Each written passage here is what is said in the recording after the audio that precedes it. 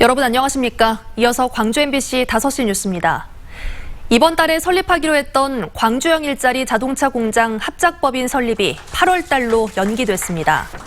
광주시에 따르면 산업은행이 주주 간 협약 과정에서 1, 2대 주주인 광주시 그린카 진흥원과 현대자동차에 배당금 비율 축소를 요구한 것과 관련해 현대자동차 측과 이견이 발생하면서 법인 설립이 늦어지고 있습니다.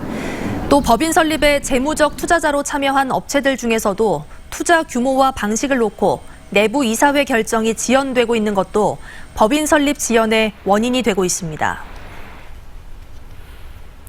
광주형 일자리 공장의 합작법인 설립이 지연되는 사이에 다른 지역에서 추진되는 일자리 사업이 속도를 내고 있습니다.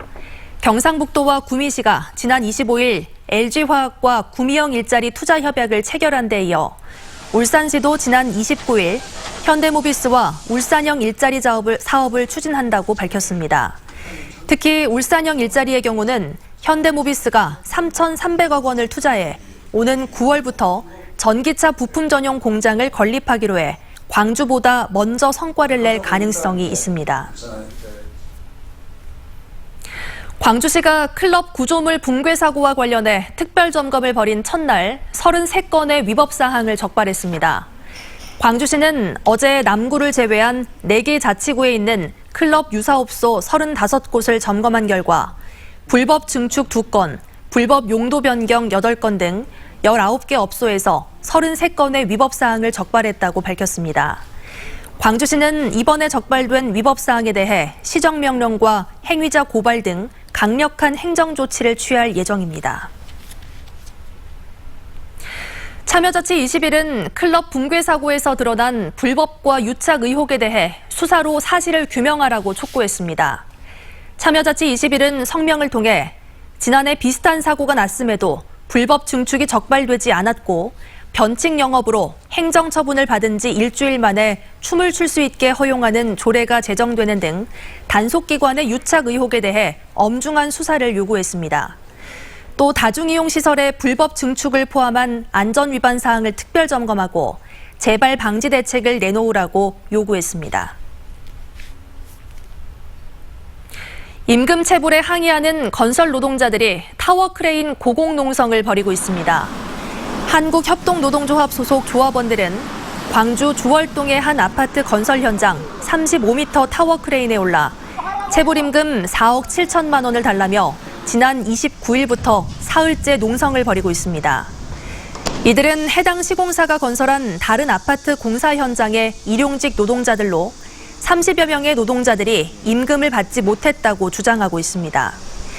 이에 대해 건설사 측은 당시 대금을 모두 지급했다고 주장했습니다. 기아자동차 노조가 총파업을 예고했습니다. 기아자동차 노조는 총파업 여부를 묻는 조합원 찬반 투표 결과 투표자 82.7%의 찬성으로 파업이 가결됐다고 밝혔습니다. 또 그동안 10차례의 교섭에도 불구하고 임금 인상과 정년 연장 등의 협상안에 대해 사측이 시간 끌기로 일관하고 있다며 성실한 자세로 교섭에 임하라고 요구했습니다. 클럽에서 여성을 성추행한 혐의를 받고 있는 헝가리 국가대표 수영 선수에 대해 검찰이 벌금형으로 약식 기소했습니다. 광주지검 여성아동범죄수사부는 지난 28일 새벽 광주 서구의 한 클럽에서 한국인 여성의 신체를 만진 혐의로 붙잡힌 헝가리 수영 선수 23살 A씨를 벌금 300만 원에 약식 기소했습니다. 광주 수영선수권대회 출전 선수인 A씨는 보관금을 사전 납부하는 조건으로 출국 정지가 해제돼 곧 출국할 것으로 알려졌습니다. 문찬석 광주지방검찰청장이 취임했습니다. 문 지검장은 취임사에서 수사 과정에서 헌법이 보장하는 국민의 기본권을 과도하게 희생하거나 소홀히 해서는 안 된다며 지역민의 안전을 위협하는 부정부패와 사회적 약자 대상 범죄에 더욱 엄정하게 대응하겠다고 말했습니다. 영광 출신의 신임 문 지검장은 인천지검 특수부장과 대검 기획조정부장 등을 거쳤습니다. 광주 고검장 자리는 대전과 대구 고검장 등과 함께 공석으로 남아 있습니다. 일본이 우리나라를 화이트리스트에서 제외하면 광주 전남에서도 연간 1,000억 원 이상의 경제적 손실이 발생할 것으로 전망됐습니다. 광주 전남 연구원의 김봉진 책임연구위원은 화이트리스트에서 제외될 경우 광주에서는 전기 전자기기 업종을 중심으로 연간 419억 원의 생산 감소가 유발될 것으로 추정했습니다. 또 전남에서도 화학제품과 기계장비 등의 업종에서 모두 777억 원의 생산 감소가 발생할 것으로 추산하면서 정부와 자치단체가 경영안정 지원 정책을 서둘러 마련해야 한다고 제안했습니다. 광주지법은 폐합성 수지 등 폐기물을 무단 투기한 혐의로 기소된 44살 A씨에게 징역 10개월을 선고했습니다.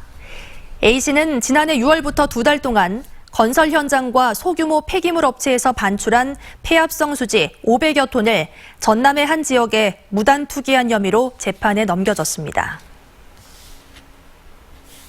교통 취약계층을 위한 자치단체 사업에 국가가 재정을 지원할 수 있도록 하는 법안이 발의됐습니다. 민주평화당 정윤아 의원 등 12명의 의원이 발의에 참여한 법안은 대중교통이 부족한 지역에서 100원 택시 등 이른바 효도 택시가 운행될 때 국가가 각 지자체에 재정을 지원할 수 있는 근거를 규정하고 있습니다.